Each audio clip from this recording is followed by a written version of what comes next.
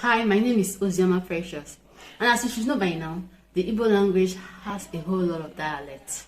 So we have what we call the academic Igbo. Some people will refer it as Igbo, so we'll say Central Igbo. For me, I choose to refer it as academic Igbo because it is more of academic.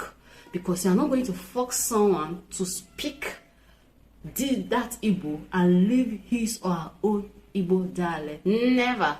But I see a lot of people say this, you should speak this way, and people correcting someone. Oh, that's wrong. Nobody will leave the way his or her ancestor passed down to him to speak another way. Even up to date, when you go to the UK, we'll still have people who speak English in other dialects other than the standard English, which we are aware of.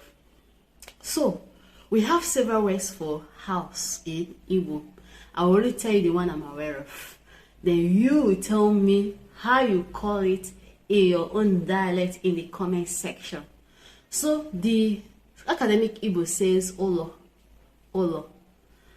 Well, some people say, well, why should I call house Olo?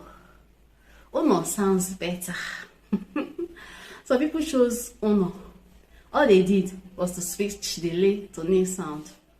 Well, some people say Olo, Uno. What was the meaning of all this? I don't get what you guys are saying. For me, it is Oyo. So they just switch the ne to ye sound and it becomes Oyo. Some others they are like, Olo, Uno, Oyo. What the hell is that? For me, it is Owo. And so they just switch the ear sound and it becomes Owo. So tell me in the comment section what your people call house, your dialects.